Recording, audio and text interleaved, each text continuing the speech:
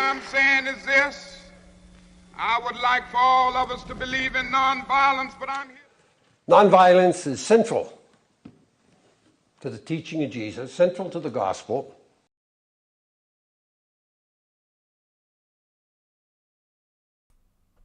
All right, welcome to Thoughts of War. My name is Bart, a nonviolent follower of Jesus Christ.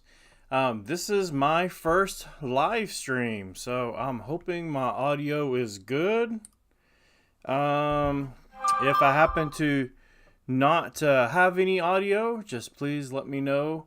All right, here we go. And so today's video, I've been playing around with ChatGPT, and I've been mostly doing it with technology. I'm asking a lot of technology questions, but I ended up asking it a question relating to nonviolence. And that got me thinking, since I have a channel on nonviolence, why don't I see what artificial intelligence can tell me about early Christianity and Christian nonviolence? So putting those two things together. So one, last night I asked it this question, and this is kind of what made me think, hey, I want to dig more into this to see what ChatGPT can tell me. So I asked it the question, what did the early church teach about participation in war? I didn't know what it was going to give me. I don't know what input has been put into the system, but this is what it gave me. It says the early Christian church was generally pacifist and taught that participation in war was incompatible with the teachings of Jesus Christ. Many of the early church leaders, such as Origen and Tertullian, condemned war and advocated for peace. The early Christians saw themselves as citizens of a heavenly kingdom and believed that their ultimate allegiance was to God rather than earthly power. They believed in nonviolence, and that war was incompatible with the teachings of Jesus, who preached love, forgiveness, and turning the other cheek. The early church also believed that Christians should avoid participating in the Roman military or any other military force. The early Christians refused to serve in the army, and many were martyred rather than compromise their beliefs. However, over time, the Christian church's stance on war evolved, and during the Middle Ages, the concept of a just war emerged. The doctrine held that war was acceptable under certain circumstances, such as when it was waged to defend innocent people from aggression or when it was necessary to protect the common good. Today, many Christian denominations continue to uphold pacifist beliefs and reject participation in war, while others believe in the concept of a just war to support the use of force in certain circumstances. So I did this on one account. I'm actually going to put the exact same question in another ChatGPT account that I actually have the plus access to. And I want to see if it gives me the same answer. But notice these teachings or what the artificial intelligence is saying is pretty much what I've been advocating for throughout my videos in the last couple years. That the early church was nonviolent, that it taught nonviolence, and that the idea of the just war didn't occur until after Constantine, till after the early church started to be accepted into the political class of the Roman Empire. And then after that, it slowly became more and more acceptable for Christians to be in the military. So I'm just going, this is just a live experiment. So besides for this question, I've not typed anything else. I've got a few questions. I want to type it, and this is going to be live. So I have no clue what this artificial intelligence is going to tell me about nonviolence in the early church fathers. I kind of want to know where is it even getting its information. So first thing I'm going to do is I'm going to copy this question, and I'm going to see first thing, is it going to give me the exact same response when I type it today? Like this was yesterday. So am I going to get something similar? So here we go. I'm going to jump over to another ChatGPT window, and let's put this in. So, wow, this is a little bit different from yesterday, wasn't it? So this is going to be interesting. So the early Christian church had a diverse range of views on the issue of participation in war, and there was no single unified teaching on this subject. Wow, it means even artificial intelligence can't keep a consistent view on what Christians should do in war. So they mention Origen and Tertullian again, from just what I can see really quickly. So that's interesting. Why do they keep mentioning these guys? Why not Irenaeus? Why not Justin Martyr? Is it pulling it from some book? Is it actually like reading through those anti-Nicene fathers and reading their quotes? I don't know. So here we go. So it says there's no single unified teaching on this subject. However, several influential figures in the early church expressed strong opposition to Christians engaging in military conflict. That's interesting. So says there's various views, but then it said, the influential leaders had a strong opposition against it. And so it's going to give us a couple examples. For example, the early Christian theologian Tertullian argues that Christians should not participate in war as it goes against the teachings of Jesus Christ. He wrote, Christ, in disarming Peter, disarmed every soldier. In his view, Christians were called to follow Jesus' example of nonviolence and love rather than resorting to violence. And it mentioned Origen of Alexandria believed that Christians should not take part in warfare, as it will lead them to kill their fellow human beings whom they were called to love as neighbors. He argued that only the legitimate war for Christians was a spiritual war against the forces of evil. So that's interesting to me, because when I asked the question yesterday, it just mentioned those two names out there.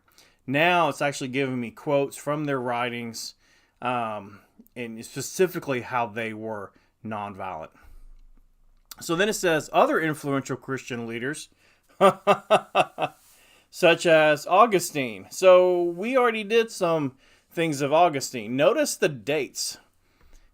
So 155-240, this is before Constantine. This is before, I guess you could say, that the government of Rome accepted Christianity, or no longer made war against Christianity. And this is when I would say Christianity started to be swayed by the political forces of Rome. So, but here we have Augustine. He is a central figure when it comes to Christians using violence.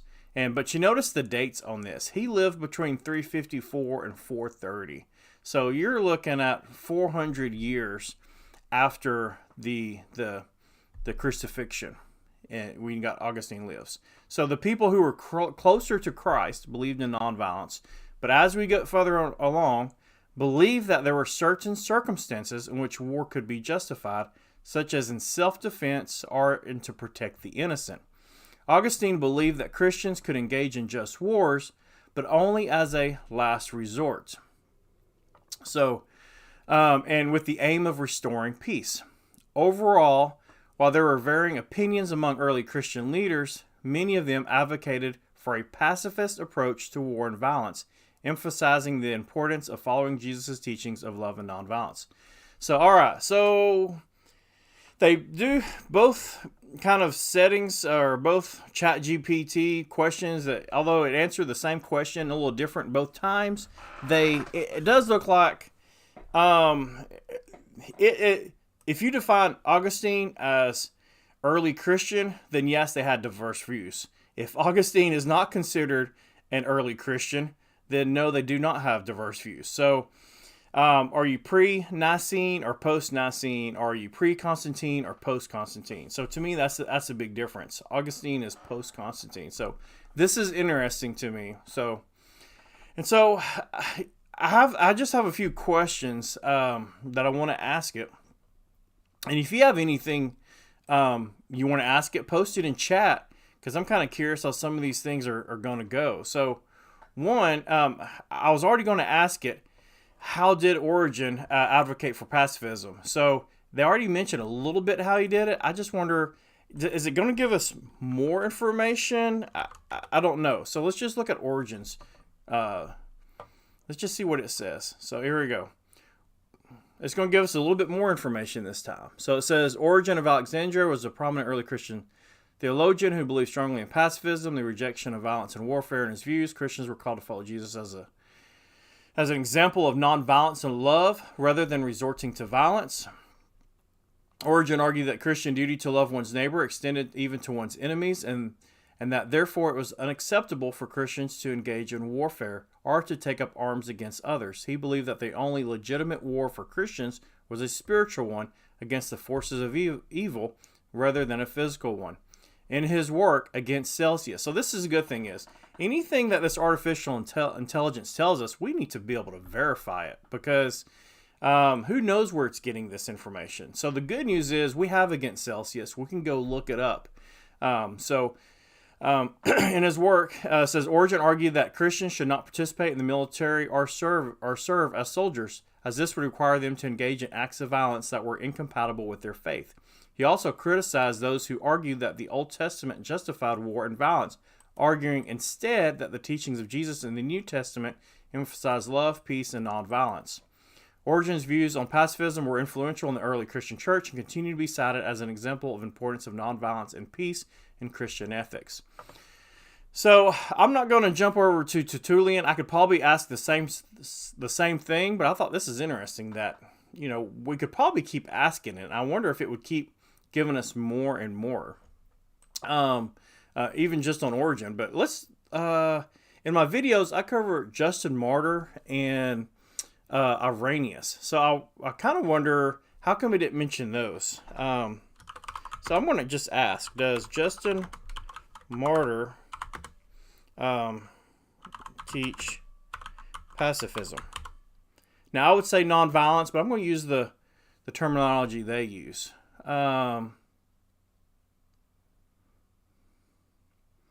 All right, it says, while he did not advocate for strict pacifism, his writings suggest that he was strongly opposed to violence and warfare and believed that Christians should strive to live in peace with others. And this is funny because I do 2 videos on Justin Martyr. One of them, I believe it is the first apology, and the other one is a dialogue with Trypho. So it's funny that he mentions both of these. Well, the AI mentions both of them. This is crazy. Why am I doing this research and stuff? Just go to ChatGPT and start asking it questions. So here we go. In the first apology, Justin Martyr addressed the charge that Christians were atheists and enemies of the state, arguing that they were in fact law-abiding citizens who prayed for the well-being of the emperor and his advisors. He also noted that Christians refused to take up arms, even in self-defense, because they believe in the teachings of Jesus to turn the other cheek and to love their enemies. So wow, here they're quoting Justin Martyr and saying that he believed you shouldn't even take up arms in self-defense. And we keep going in his dialogue with Trypho. Justin Martyr again emphasized the importance of peace and nonviolence, arguing that the Old Testament prophesies pointed to a time of universal peace and reconciliation. He suggested that Christians should strive to live in harmony with their fellow human beings rather than engaging in conflict and violence. While Justin Martyr did not advocate for strict pacifism, in the same way as some other Christian theologians, his emphasis on peace and nonviolence was an important part of his ethical teaching and remains influential in Christian thought to this day. So now I'm kind of confused. It says he did not advocate for strict pacifism, but it says you shouldn't even take up arms, even in self-defense. What's strict pacifism if it's not taking up arms, even in self-defense? So, kind of strange there. But anyway, Irenaeus was another one. So, oh boy, I'll just tell you, I'm going to mistype some names here because I don't have them pulled up, and I'm not a good speller. But I'm going to see if it can figure it out. I mean, it's artificial intelligence. Let's see what it can do. So, did Irenaeus teach nonviolence? All right. Again, he didn't explicitly teach nonviolence, which is strange to me when they're saying stuff like this. Justin Martyr didn't teach pacifism, but yet he didn't even believe in taking up arms to defend himself. So, I don't know. I guess I'm trying to figure out maybe how to get some of its logic. So, let's look at this. So, Irenaeus of Lyons was an important early Christian theologian who lived in the 2nd century AD. While he did not explicitly teach nonviolence, his writings suggest that he believed in the importance of love and forgiveness as Christian virtues, which could be seen as compatible with nonviolence. Wow, and as against heresies, Irenaeus argued against the Gnostic heretics who promoted a harsh and judgmental form of Christianity that was focused on separating the spiritual from the physical realm. Instead, he emphasized the unity of the human person and the importance of the incarnation, of God becoming human as the basis of Christian belief and practice. So I was looking. Irenaeus also stressed the importance of love and forgiveness in Christian ethics, arguing that these virtues were central to the message of Jesus Christ.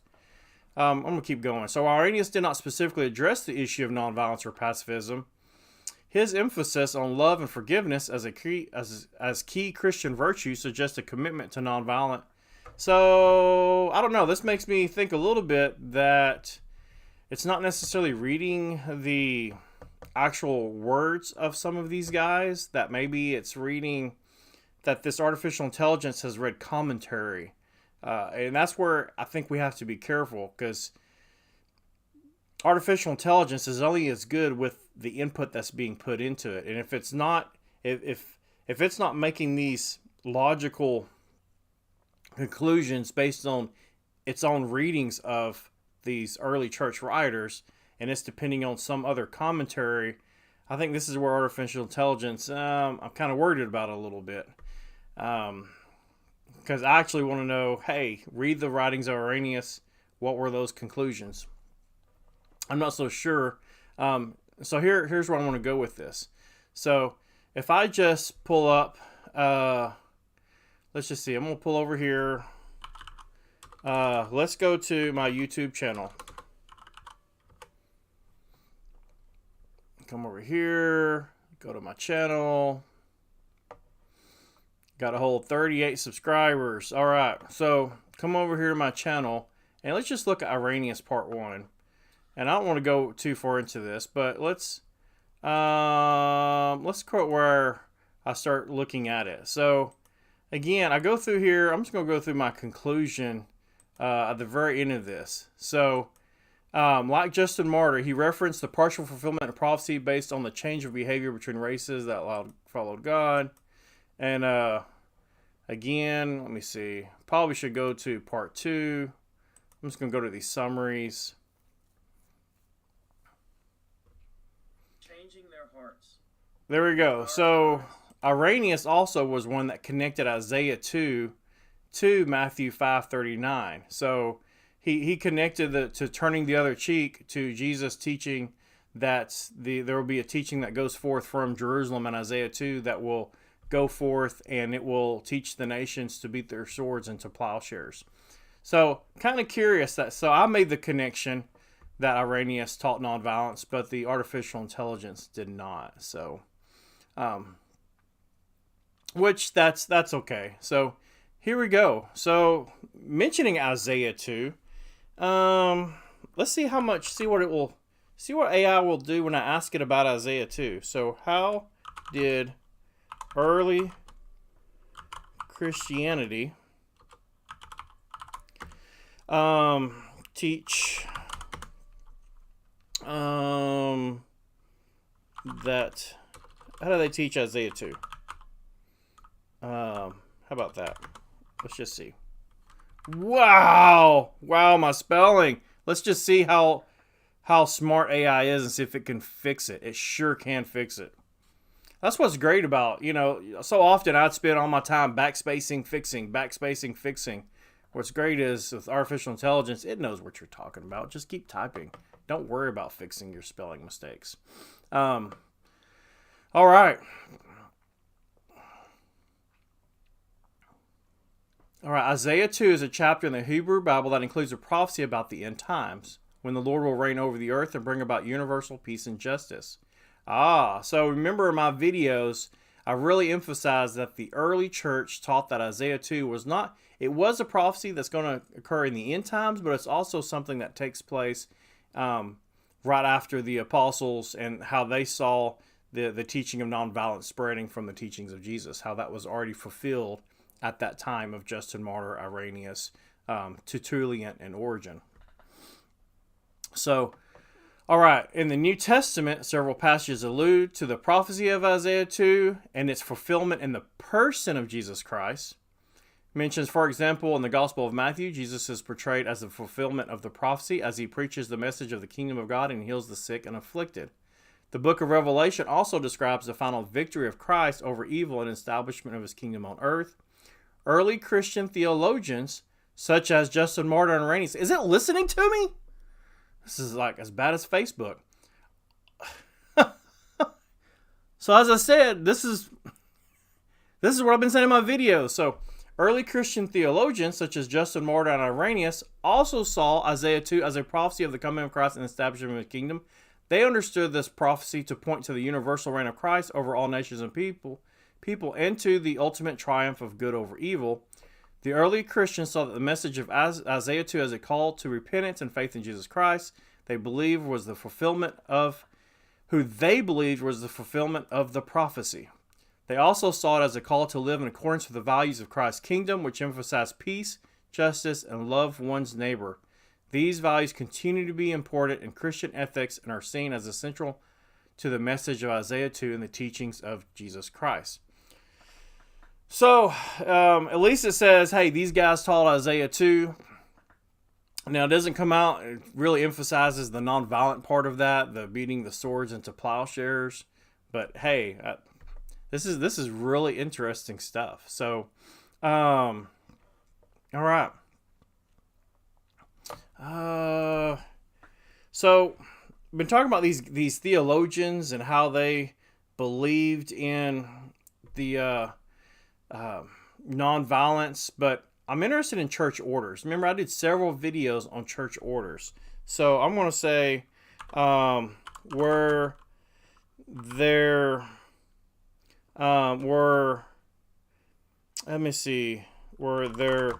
early church orders that prevented Christians from participating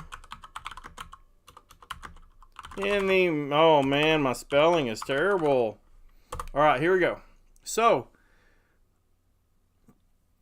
I want to know... So, we've been talking about theologians, but the question is, the theologians can talk about nonviolence, but at some point, there's going to be that pastor who's going to say, okay, theologians, y'all been talking about we shouldn't be participating in war, but what happens when that soldier comes and knocks on my door and wants to join my church?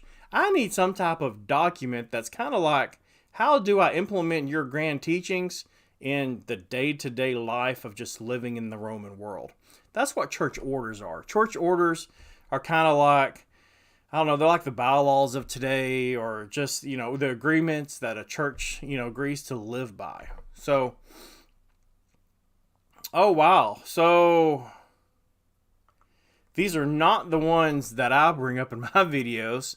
I don't bring up any of these three in my video. So, there's the Didache, and these other two, no clue what these other two are. So, letter of Barnabas and the apology of Aristides. But let's see what they say, because I'm just kind of curious. So, there are several early church orders are documented that discourage or prevented Christians from participating in the military. So let's look at the Didache. This is an early church document that dates back to the 1st or 2nd century. It includes the teachings of ethical behavior and church practices. In it says, you shall not kill, commit adultery, shall not corrupt boys, you shall not commit fornication, you shall not steal, you shall not practice magic, you shall not use potions, you shall not procure an abortion, you shall not destroy a newborn child. So, I don't know, it's kind of strange. I wouldn't take that, and because to me, there's a difference between killing and murder. So, what I mean by that is, I believe for sure the Bible teaches clearly you shall not murder. But what a soldier does on the battlefield, I will agree with the just war theorists that killing on a battlefield is not the same as killing your neighbor when you're mad at them. One is for sure clear murder. The other one is killing, but killing and murder is not always the same thing. So, if you accidentally caused a car accident and you killed somebody, that doesn't mean necessarily you murder them. To me, murder means you had hate in your heart against them, that it was you planned it, you intended it. So kill and murder are two different things. But anyway, so let's keep going. The letter of Barnabas. This is an early Christian text that dates back, so I don't even know if this is even a legitimate text. So the bad news of using AI. So an early Christian text that dates back to the late 1st or 2nd century AD. It emphasizes the importance of nonviolence and peace. In chapter 7, it says, "Thou shalt not slay the child by procuring abortion, nor again shalt thou destroy it after it is born. Thou shalt not withdraw thy hand from thy son or from thy daughter, and from thy youth shalt teach them to fear God. Thou shalt not use magic." Again, so I don't know. Okay, these don't have anything to do with participating in the military. How did ChatGPT even get this? Let's see. Let's give it one more chance. The Apology says, "This is the 2nd century Christian text that provides a defense of Christian beliefs and practices to the Roman emperor. In it, he emphasizes," now this could be interesting. May have to come back and do a video on this one. He emphasizes the peaceful and non-violent nature of Christianity, saying, "But the Christians, O king, while they went out and made search, have found the truth, and as we learn from their writings, they have come nearer to truth and genuine knowledge than the rest of the nations. For they know and trust God, the creator of heaven and of earth, from whom all things, to whom there is no other God as companion, from whom they receive commandments which they engraved upon their minds and observed in hope and expectation of the world which is to come. Therefore they do not commit adultery, nor fornication, nor bear false witness, nor embezzle what has been entrusted to them, nor do they covet what is not theirs. They honor their father and mother and show kindness to those who are near them." So, none of these. No. So, hey, here's what's cool about ChatGPT. You don't like the response? Do regenerate. Let's just see if it does. See if it does it any better. Again, it's talking about the Didache. Tertullian in origin. Oh, here's something here. It wasn't until the 4th century that the Roman Emperor Constantine converted Christianity and made Christianity the official religion of the Roman Empire that Christian attitudes toward military service began to shift. Ah, okay.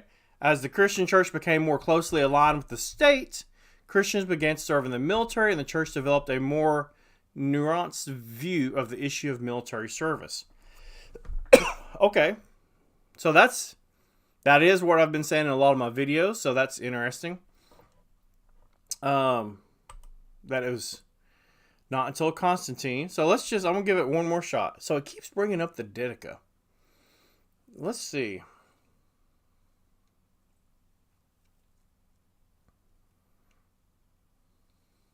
Oh. Okay, so I covered the apostolic tradition. So this is interesting. So it looks like you can keep hitting regenerate, and I don't know if it's going to other sources and pulling the information or what. But I'm going to go back up here. Another early Christian document, just because we've already talked about some of this stuff up here. Another early Christian document that includes provisions against military service is the apostolic tradition, which is attributed to Hippolytus of Rome and dates to the late 3rd or early 4th century. In chapter 16, the apostolic tradition states that Christians should not become soldiers, saying a soldier of the civil authority must be taught not to kill men, and to refuse to do so if he is commanded, and to refuse to take an oath.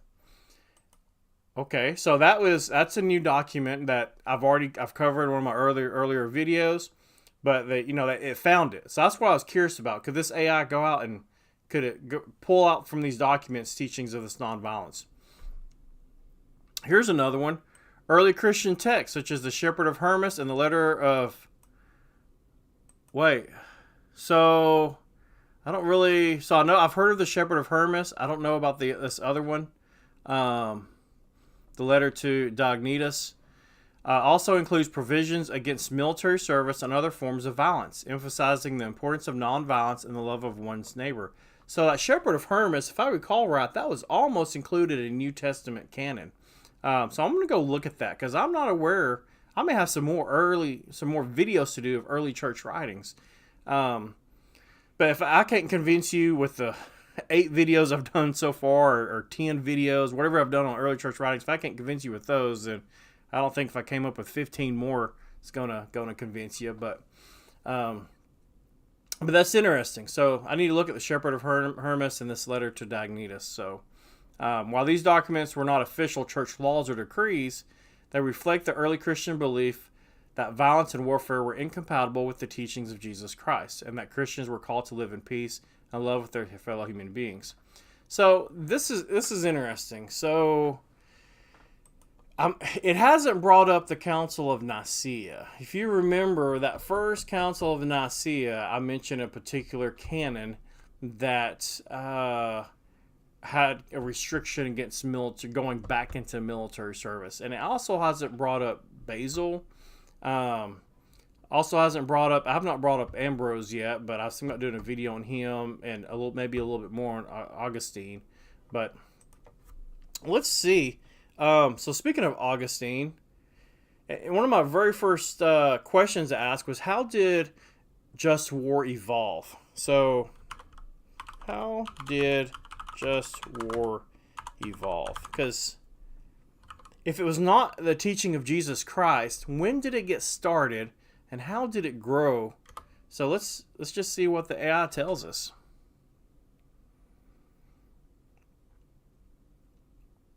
So just war evolved over several centuries in Christian thought. Again, it says from the early church pacifist stance. So I think it's fairly clear that it keeps bringing up the early church was pacifist. So just the fact that it knows that, I would say 99% of, I can say your Southern Baptists do not know the early church was pacifist.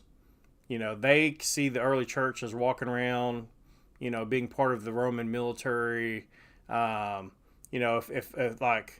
a Roman military person joined the church, they didn't really change their life much. They might have been martyred because they refused to sacrifice to a pagan, but that was their sin. It wasn't the sin was being in the military. Their sin was that they had to participate in pagan sacrifices to the emperor or something like that. So, but I would say most Christians even do not know the early church was pacifist. So this is interesting to me that no matter how many times I keep asking this, that it keeps mentioning that early church comes from a pacifist stance. So interesting to me. And when they say it comes from diverse views, they say, well, some guy who lived around 400 years after Christ did not hold pacifist views. I want to know about those first 300 years, if it can find someone there. Oh, I may ask that next. Good question. So, all right, one of the key figures in the development of just war was St. Augustine, who wrote extensively on the issue of war and violence in his work, The City of God. So that City of God, that is one of those pivotal works when it comes to the just war theory. And just a lot of theologians go back to that City of God. Augustine believed that war could be justified in certain circumstances, such as in self-defense or to protect the innocent. He argued that wars fought for these purposes could be considered just as long as they were waged with intention of restoring peace and justice. Augustine's ideals on just war were later refined by other Christian thinkers such as St. Thomas Aquinas, 1225 to 1274. That's a long time. So are you telling me that when Christians today believe in just war, they believe in a teaching that was mostly developed closer to we are now than closer to when Christ was, when it was developed? So that's kind of crazy. Who formulated a set of criteria of determining when a war was just or not. So I don't want to get into this because I want to focus on the early church fathers, but that tells you, boy, that's a big jump from 400 AD to, let's just say 1250 AD. That's a huge jump, 800-year jump. So anyway, over time, the just war tradition became a standard part of Christian thinking on Christians of war and violence. So again, most Christians do not believe in nonviolence. They don't even give nonviolence a chance. But it's very clear. But let me go back and say this. But if you go ask those churches, do you believe what the early church taught? All these pastors, all these churches, they're going to say, Yes, we believe pretty much what the apostles taught their disciples. That's what they'll say, because we've got the Bible. We read the same thing they read. However, they practice this just war tradition that comes in 1,200 years after the crucifixion, as when it was really developed. Like Augustine started it, but then Thomas Aquinas, like in 1250. So that's a long time after Christ taught nonviolence and turned the other cheek, that the church kept tweaking to where we can use war. So anyway, so let's keep going. So I already forgot what I was going to ask it. So oh man. All right, let's see here.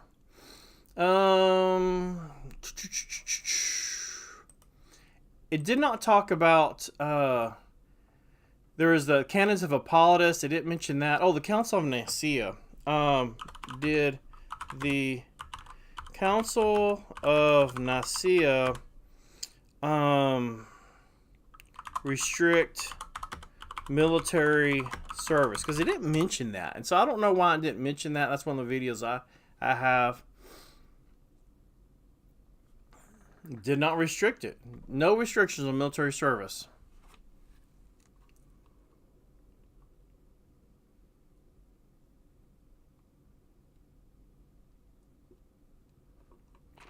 I'm kind of strange on that, because wasn't there a canon I mentioned somewhere? Okay, let's see.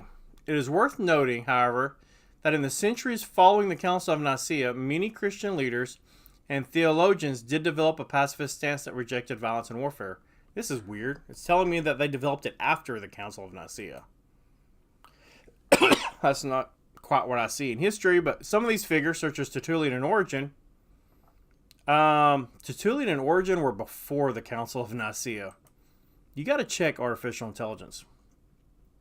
Other writers, such as Augustine of Hippo, developed the ideal of just war.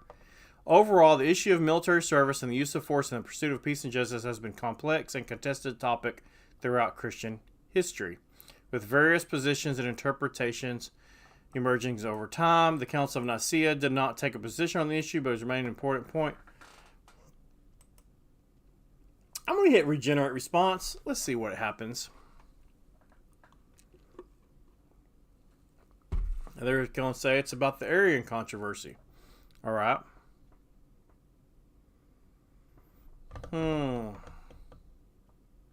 I don't remember which canon it was. Was it canon 12? I don't quite remember.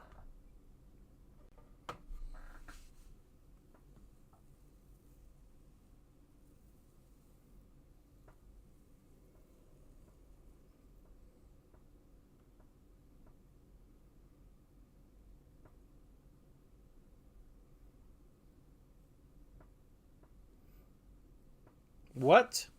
I've not heard that before. Canon 12 of the Council of Nicaea does not explicitly restrict military service, but it does address the issue of clergy serving in the military.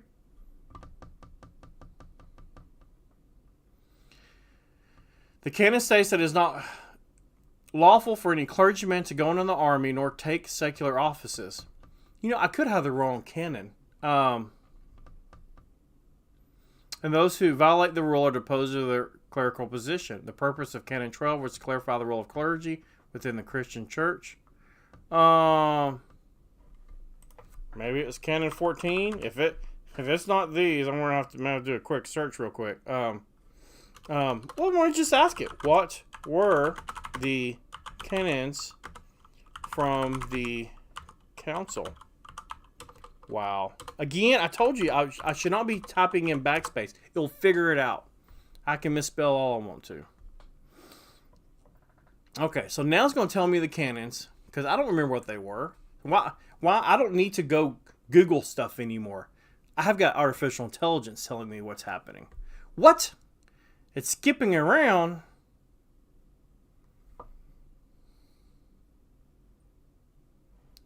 There's more canons than that. List all the canons. So if you've not had a chance to play with ChatGPT, jump in there. It's got some really neat stuff. So Now it's saying there's 20 canons in total. Now it's giving me more information. Again, if this AI does not give you what you want, keep pressing it. Keep pushing those buttons. So,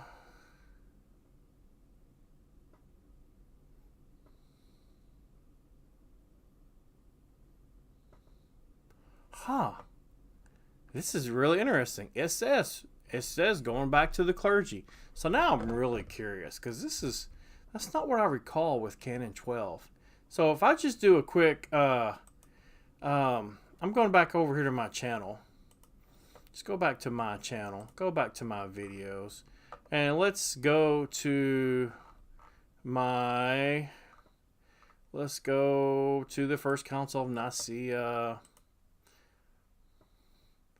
It's just got a ton of views.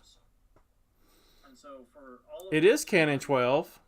using this wording, so here we say, like dogs to their own vomit. As many as were called by grace. It keeps saying that was only related to priests. So this is weird. So the other church orders applied to all Christians that I could tell. And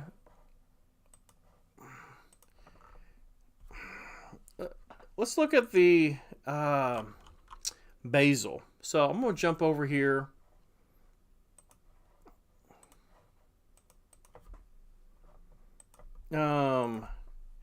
How did Basil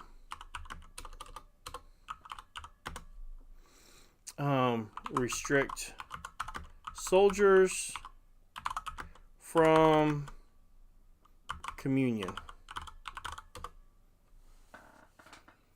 Okay, let's just see. This is really interesting stuff.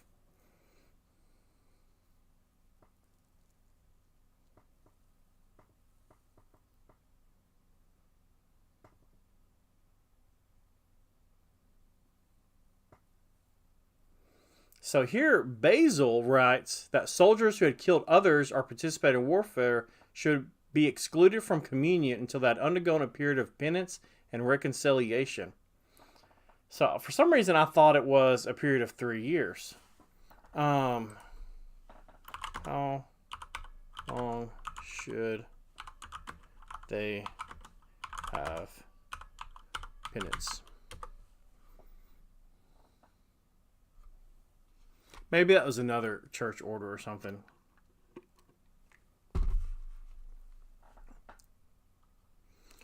Let's ask if it knows about the canons of Hippolytus. Do you know? Can you list the...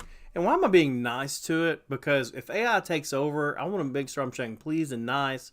So that way it's nice to me once it's, ruling the world. So can you list the canons of... Ooh, this is gonna be terrible, Paul. Okay, it's gonna just type it. Let's see if it figures it out. Oh my gosh, it's smart if it can figure out from my typings. All right.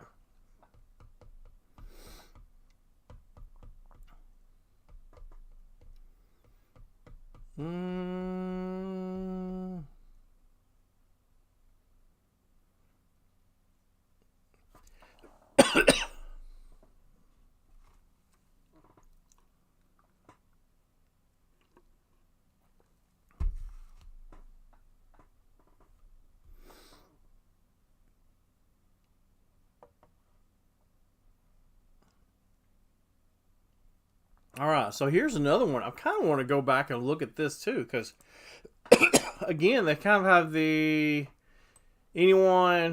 don't ordain anyone who's be guilty of any kind of violence. So again, it seems like they're indicating that this is only priests or not to participate in war. And so the only reason I say that is, remember when we went back and looked at the early church writers, everybody laid down their sword. Everybody was nonviolent. It looked like they took the nonviolence that applied to all the followers of Christ. Remember the acts of the apostolic tradition? So what were the canons of the apostolic tradition?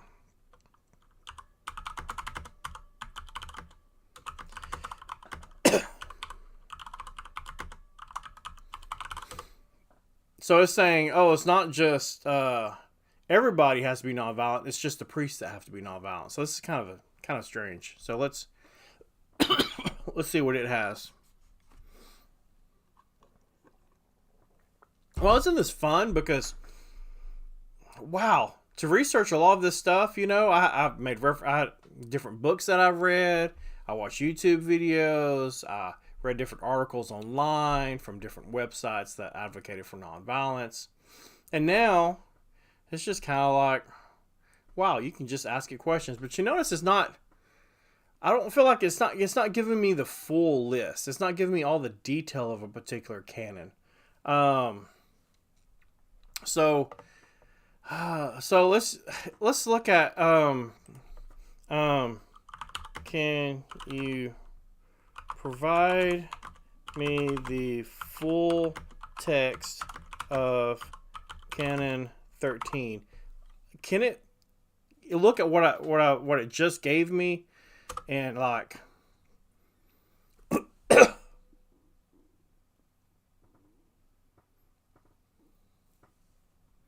okay, so it can. So this is just the AI being really smart. Kind of like, hey, I'm not going to list all these canons. I'm going to give you the summary. If you want to know more, you can ask it more. That's going to be neat to know for future videos. All right. So again, kind of going through here. But that's not what I was, the apostolic tradition. Again, I was referring to that with the, there was a canon about also serving in the military. So let's jump back over here. Go back over here. Go back to my videos. This is where my videos are helpful because, guys, I don't remember all these references I make in these different guys. Apostolic tradition. What canon am I talking about? What are we going to do when a soldier comes and joins the church? So this document, the others were more like theologians and apologists. This particular document is kind of more of the practice. So I reference chapter 16. So I don't know if it will know what chapter 16 is. Can you give me chapter 16 of the apostolic tradition?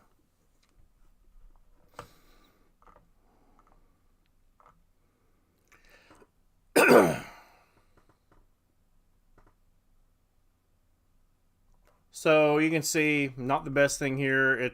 I don't know if it's generating that same chapter 16 as, because I'm sure the original text does not have chapters. So whoever the translator is probably put those chapters in there. So would probably have to keep asking it questions. I don't want to do that. So anyway, hey, wow, this is really cool. Is there anything else I could ask it? Ask it how just war. I'll ask it. I didn't ask about Tertullian, but I could. It mentioned Tertullian sometimes, so let's just. I guess I'll go back. Let's see what Tertullian said.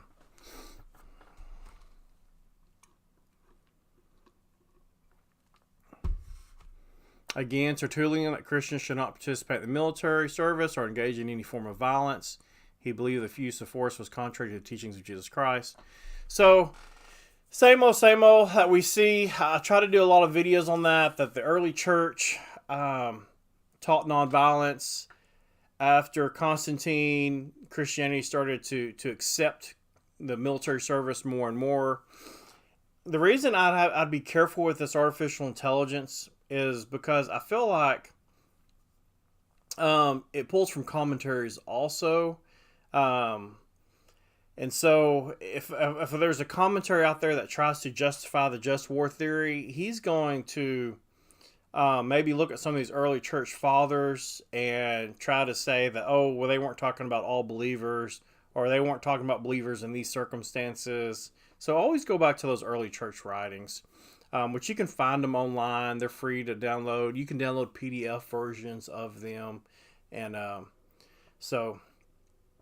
but wow, this has been at least an educational experience for me. I may want to come back to this, but wow, there's so much more we can do with this artificial intelligence and asking it so many more questions. We haven't even talked about nonviolence in the Bible, asking it its interpretation on different verses. I'm kind of curious what it would do there. I'm curious about nonviolence maybe with Martin Luther King and asking those types of questions. Nonviolence during the time of the American Revolutionary War. I would love to sit there, and we may do this on other videos, where we just sit there and ask ChatGPT just anything we want to know. Because just, wow, we covered so much information. And I know we've been streaming for a while, for a good while. But wow, all this information just pops up. And I'm hoping at least this is an experience on how to use ChatGPT, how you can keep asking it questions. The more I use this, the more I'm learning. And I've learned more in just, a little bit here than what I could do with I feel like hours of reading website after website after website. So, but I do want to ask it maybe just a couple more questions. Which early church fathers taught that Christians should beat their swords into...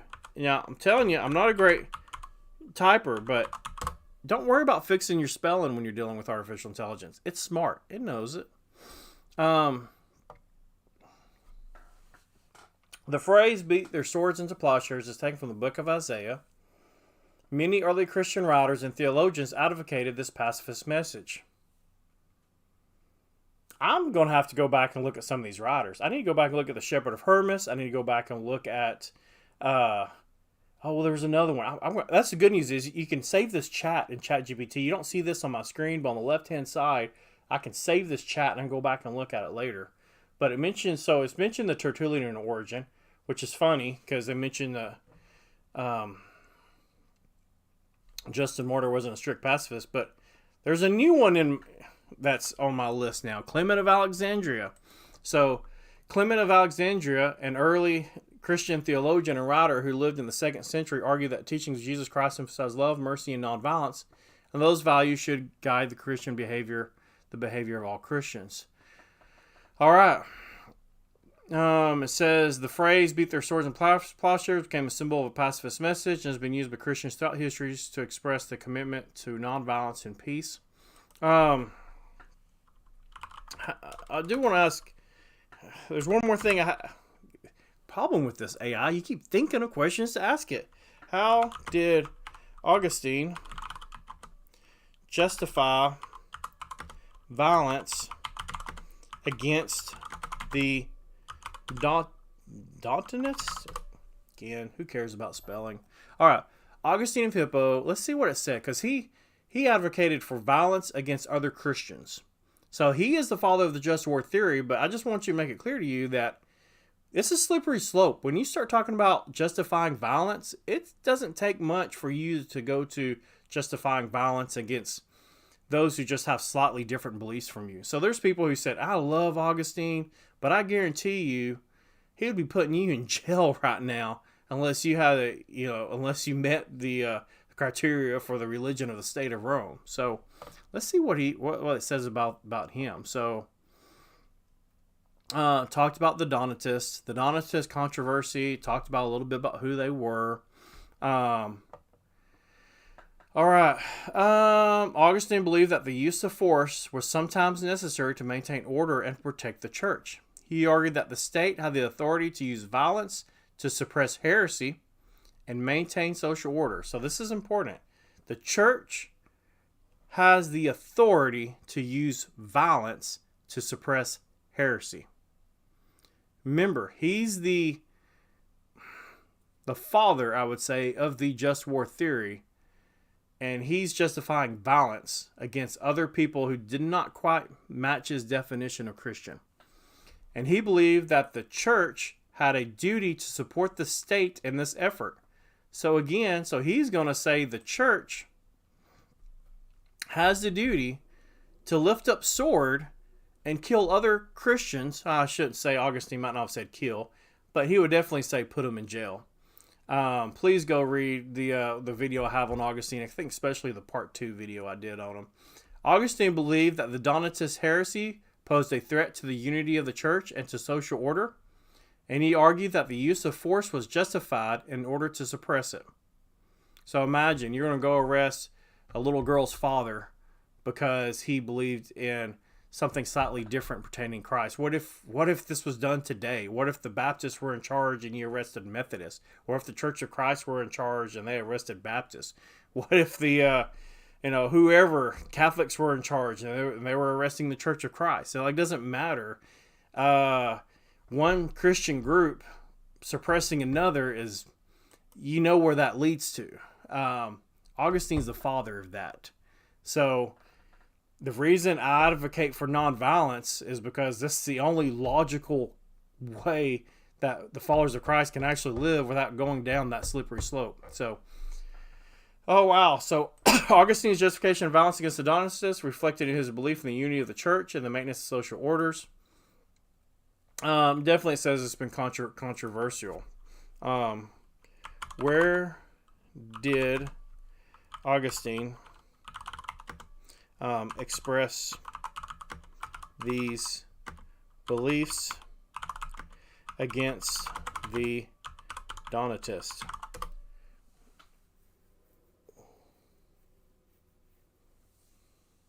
On the correction of the Donatists. That's where my video was. So, hey, isn't this really cool? So, wow, ChatGPT, I've learned so much. I'm looking forward. I'm definitely going to do another live stream because this is like, dude, I'm probably, as soon as I'm like going to hit stop streaming, it's going to be like, oh, I could have asked it this question. I could have asked it this question. You're probably thinking, why didn't you ask it this question? So, if you happen to watch this video later on, put something down. If you've not used AI for looking up historical things or for even with Bible study, I still say you got to keep asking it questions. You got to make it tell you its resources. Because if not, it could be quoting from some commentary. I don't know where it's getting its data. But try using artificial intelligence. One thing I've not done is to show you this is that you can create charts and graphs with this. This is just a side note. This is just something extra since you made it to the very end.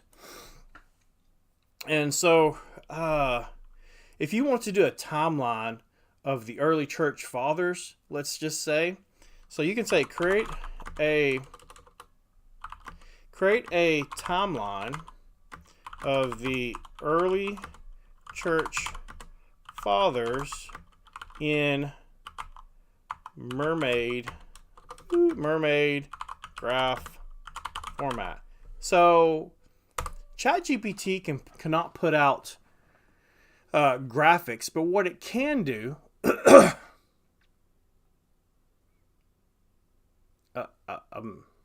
this is not what I'm wanting, so stop generating. Oh wait, it probably is. Oh wait, so I'm gonna stop generating. It says it can't do it. It can do it.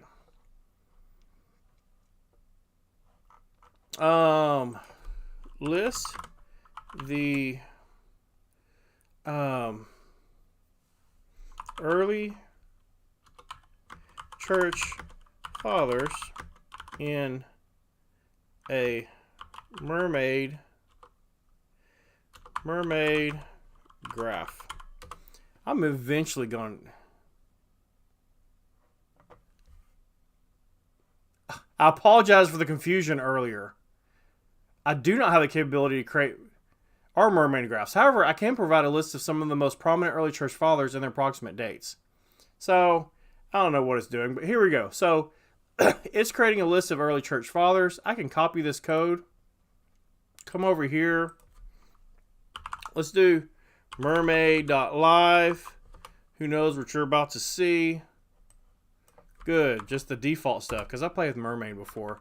Oh, it does not like parentheses. Remove. Please remove those.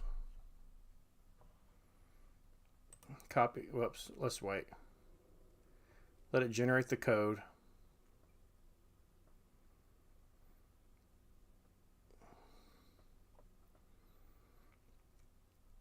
Copy code. Come over here. You're like, hey, what's this? Well, now you can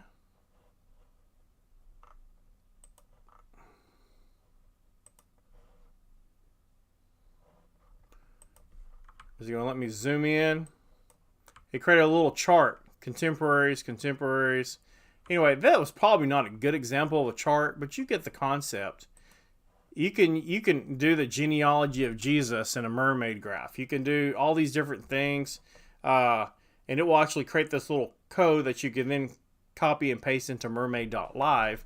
And it creates these little charts, flow charts, things like that. Maybe you could do one on the list of the kings of Israel or, so anyway, just really cool stuff. So I'm just saying there's a lot of things you can do with artificial intelligence and in Bible study. So anyway, I hope this changes maybe the way you view artificial intelligence. There's definitely... I'm going to come back to this. There are so many questions that I want to come back to. And as I said, the moment I hit stop streaming, we're going to see some more. So are you going to start using artificial intelligence in Bible study? Let me know. Your thoughts are below. If you want to see me go through another topic, as I said, I'm going to do another live stream. I'm going to schedule. I want to talk about the American Revolutionary War and nonviolence. I want to talk about the Martin Luther King and nonviolence. Go ahead and have a list of questions I can ask it. Again, do it live without reading, without knowing what it's going to say, because who knows what it's going to say. It's artificial intelligence. So I like to know what its views on some of these Bible verses that I mentioned about nonviolence. So anyway, come on back. Thanks for joining me for this live session. All right. We'll see you guys. Please subscribe.